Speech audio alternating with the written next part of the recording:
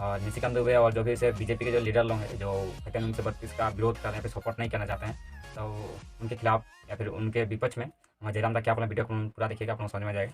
और आप लोगों से मेरा एक गुजारिश होगा कि प्लीज़ वैसे लोगों को बढ़ावा ना दे जो आप लोगों को झारखंड के मूलवासी आदिवासियों का संसाधनों का हनन करने का प्रयास कर। इतनी बड़ी आबादी की जनभावना को उन्हें ठेस नहीं पहुंचना चाहिए। जहां तक आतंकी और अगर इस तरह का सवाल खड़ा होता है तो सबसे पहले माननीय की जो आज इनकी पार्टी के दम पर वे आज उछल रहे हैं, उनकी पार्टी सबसे पहले में आएगी। अगर बात करें तो वह इंसान पूरी तरह से झारखंड को चाहता है कि यहाँ के लोग बदहाल रहे, यहाँ के लोग तंगहाल रहे। हमें नहीं चाहिए आपका वो विकास, हमें 1932 का खतियान उससे ज़्यादा कहीं महत्वपूर्ण है। अब और सबसे बड़ी बात इनका देखिए, कभी भी जो लोकेलिटी का मामला है बहुत लोग बाहर से यहाँ आके रह रहे हैं और इसका रीजन नहीं होगा कि झारखंड क्या औद्योगिक क्षेत्र है। उधर के लिए बाहर के लोग यहाँ पे आते हैं और यहाँ पे कुछ व्यवसाय करते हैं, यहाँ के कंपनी में यहाँ के कुछ फैक्ट्री वगैरह में काम करते हैं, यहाँ पे रह बस जाते हैं। पैसा का पावर दिखाएंगे ये लोग। यही है ना कि अनुज सिंह के घर से एक दिन में उनका जो कितना कमाई, 1 करोड़ का कमाई होता है एक दिन का, जितना हम देखा नहीं।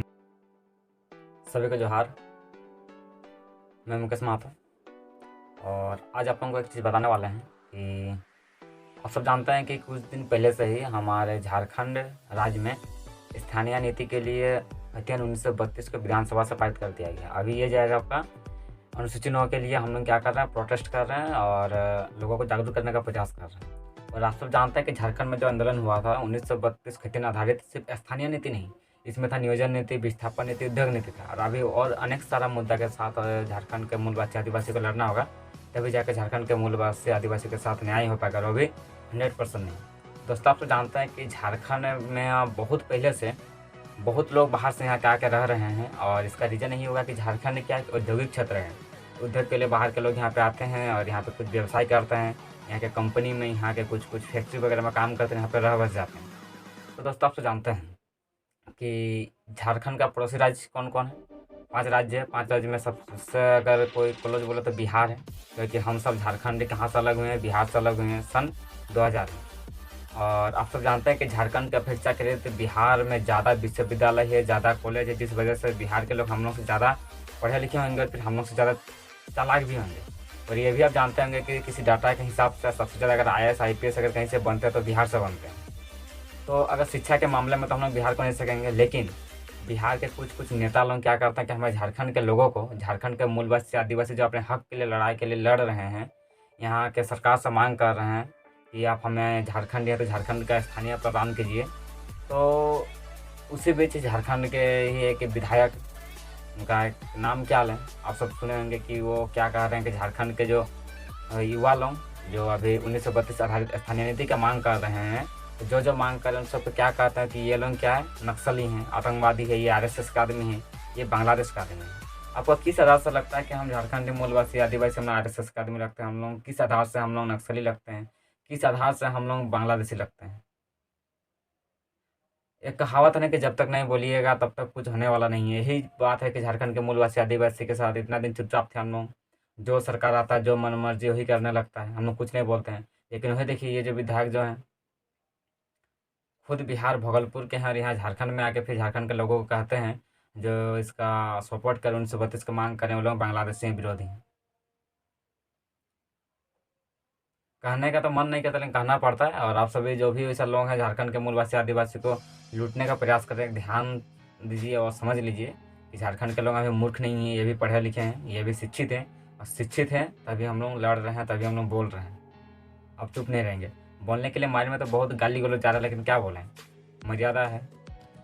किसी के ऊपर कुछ अंगुली उठाने से पहले खुद अपना भी देखना पड़ता है। पहले अभी अपना देख लीजिए कि आप कहाँ के हैं।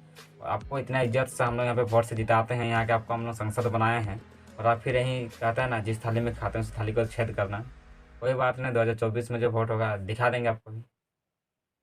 तो झारखंड के समस्त मूलवासी आदिवासी भाई से कहेंगे कि कृपया ऐसे लोगों को बाइकआउट कीजिए, क्योंकि यही लोग आप लोगों का हनन करेंगे संसाधनों का। यही लोग आप लोगों का जो कोयला चोरी बालू चोरी में हाथ देंगे, क्योंकि लोगों का पावर होता है, पैसा है। हम लोग को उतना पैसा नहीं है, पैसा का पावर दिखाएंगे ये लोग। यही है ना कि अनुज सिंह के घर से एक दिन में उनका जो कितना कमाई, 1 करोड़ का कमाई होता है एक दिन का, जितना हम देखे नहीं है नजर में।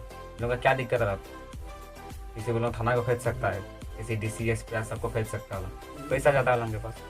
और आप सब जानते हैं कि पैसा की वजह से दुनिया पागल है।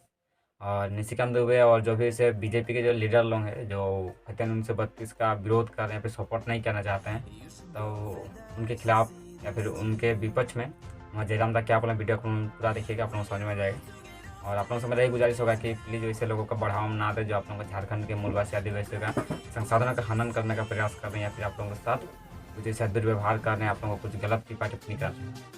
आप सबसे गुजारिश होगा फिर से वैसे लोग का बाइकआउट कीजिए। फिर एक बार जय हिंद, जय झारखंड, जय झारखंड। तो बांग्लादेशी हैं?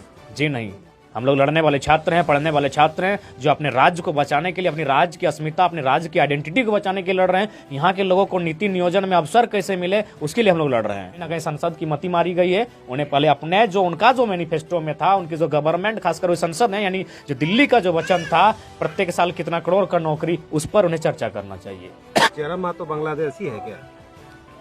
नहीं, हम राढ़ ही हैं।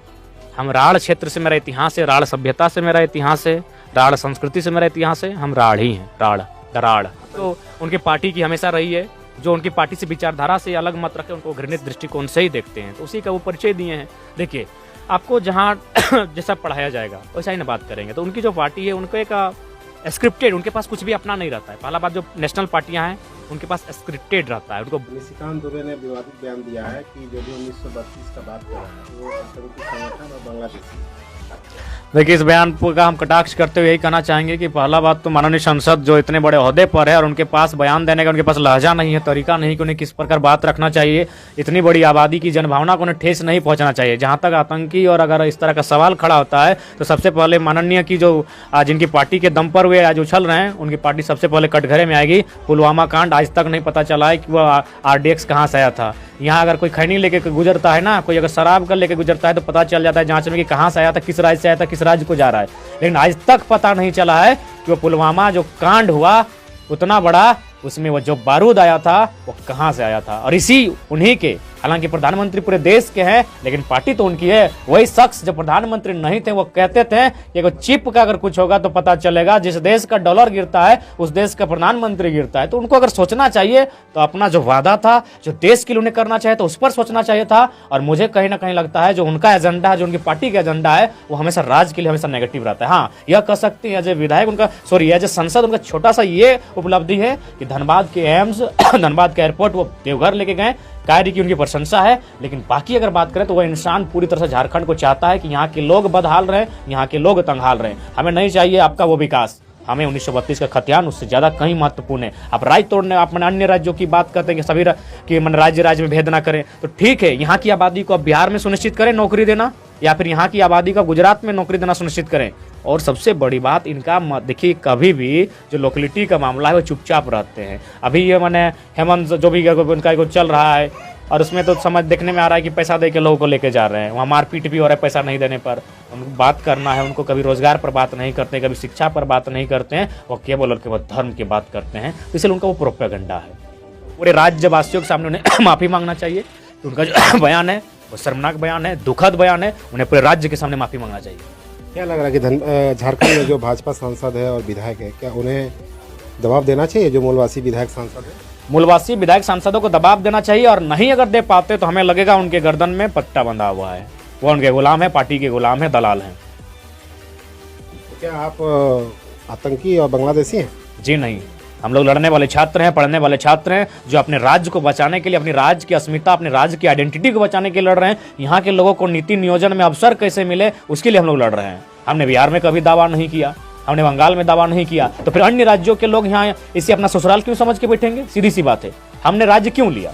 इसीलिए लिया कि यहाँ के जो लोग पिछड़े, शोषित, वंचित लोग हैं, उन्हें मौका मिलेगा। तो कहीं ना कहीं संसद की मति मारी गई है। उन्हें पहले अपने जो उनका जो मैनिफेस्टो में था, उनकी जो गवर्नमेंट, खासकर वो संसद है, यानी जो दिल्ली का जो वचन था प्रत्येक साल कितना करोड़ का नौकरी, उस पर उन्हें चर्चा करना चाहिए।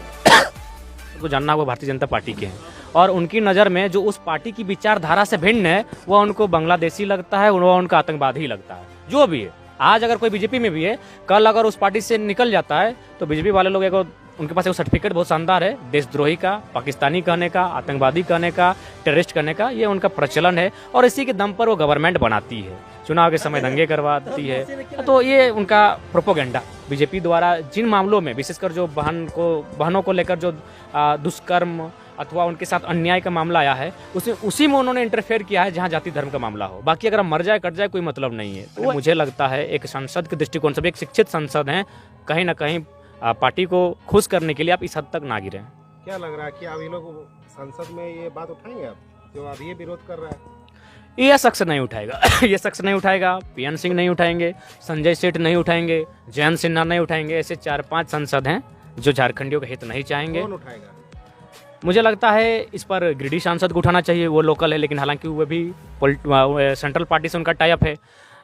उसके बाद जो भी जितने आदिवासी मूलवासी सांसद हैं, विद्युत वरण जी को उठाना चाहिए, या फिर विजय हांसदा जी हैं, आपका सुनील सोरेन जी हैं दुमका से, तो उन लोगों को इस बात को संसद में रखना चाहिए, पुरजोर तरीके से रखना चाहिए। और उन्हें तो इस बात का भी चर्चा करना चाहिए संसद में कि जब सभी राज्यों को पहचान मिला है, सभी राज्यों के लोग अधिकार मिला, तो झारखंड के साथ लूट खसोट क्यों? उनको डबल वोटर ID का मामला रखना चाहिए था, अवैध बस बसाव का मामला रखना चाहिए था। उन्हें क्या लग रहा है अभी तक ये लोग मुखर होकर तो आवाज उठाया नहीं, तो क्या लग रहा है संसद में उठाएंगे आवाज? कहीं ना कहीं जो नेशनल पार्टी के जो लीडर होते हैं उनमें उनके लगभग एक तरह से उनको कह सकते हैं उनके गले में एक पट्टा टाइप सा रहता है, ये सच्चाई है। सीपी चौधरी से क्या उम्मीद करते हैं आप? देखिए वो उनका यहाँ स्थानीय पार्टी से भले उनका टाई अप सेंट्रल पार्टी से, तो उन्हें कम से कम अब संसद में इस बात को रखना चाहिए, इस बिल को लेकर उन्हें पुरजोर तरीके से बात रखना चाहिए।